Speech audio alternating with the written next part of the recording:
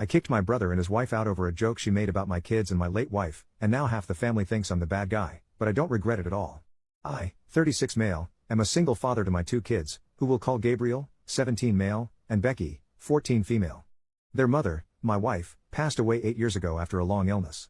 Obviously, this was devastating for our family and we're still recovering from the loss even now.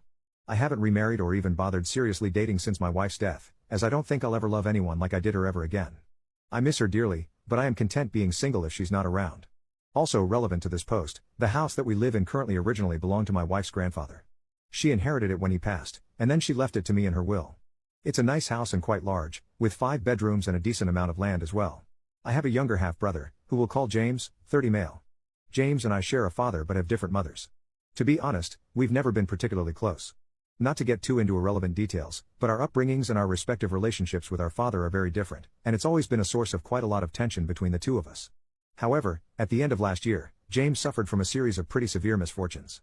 The company that he was working for went under, meaning that he ended up losing his job and, since he works in quite a specialized and competitive field where jobs are few and far between in the first place, he was having a really difficult time finding another one.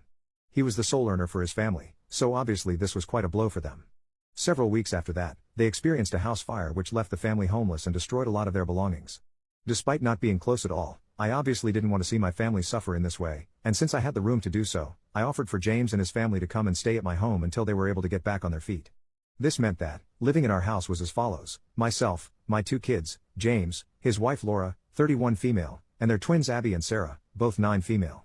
It became apparent very shortly after they moved in that we have very different lifestyles and perspectives on things. Simply put, James and Laura consider themselves to be more of a traditional couple, which is why James was the sole earner for their household. They both believe that it is a man's duty to go out and work while his wife stays at home and tends to the house and the children. This is also how they are raising their daughters. Let me be clear, if they want to live this way and it works for them, then power to them and they're well within their rights to do so. However, this isn't how I run my own household. Both of my kids have always been taught how to do housework, and both have always been actively encouraged to pursue whatever careers they want in the future. I was aware of our lifestyle differences before they moved in. However, I had not been anticipating it becoming an issue of any sort. However, around a month into them living with us, I noticed that James and Laura were starting to try and push their ways into my family. For example, on nights when it was Gabriel's turn to do the dishes, Laura would tell him he shouldn't be doing that and would ask one of her own daughters to do it, or suggest Becky take over instead. I also noticed that James developed a habit of asking Becky to do things for him that he was perfectly capable of doing himself, such as getting him a drink while everyone was watching TV together or asking her to clean up a mess that he made. I always shut this behavior down when it happened, and eventually sat James and Laura down one night and told them that they're perfectly welcome to live how they want when they have their own home, but this is the way we do things in my house and I would appreciate if they would stick to that while under my roof. They did try to push back a little, but I held firm and they eventually relented. For the next few months, everything seemed fine. There were a couple of instances where Gabriel and James knocked heads over differences of opinions, but it was never anything serious and never went any further than a couple of heated discussions over the breakfast table. I was also aware that Becky found Abby and Sarah a bit annoying because they always wanted to be in her room or around her, but again, this was nothing major and was very typical teenager sharing a house with younger kids type of stuff.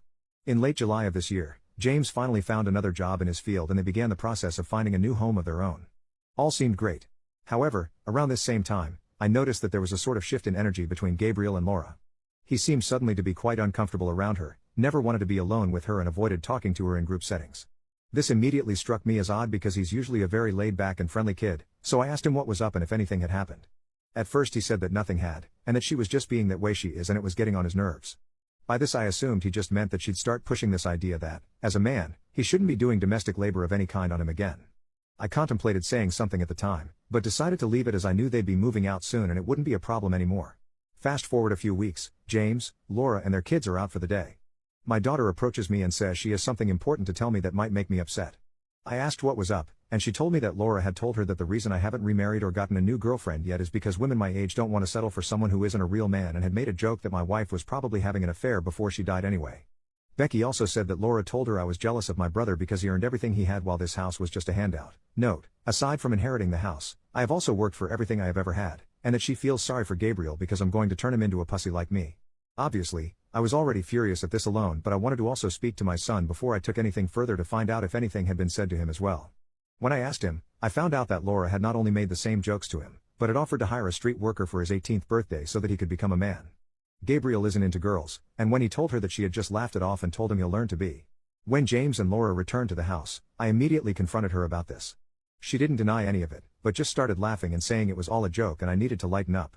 I told her that, not only did I not find it funny but she was no longer welcome in my house if that's how she was going to speak to my children, and that I wanted either an earnest apology or for her to leave that night. They were both outraged at this, continuously telling me to lighten up and get a sense of humor.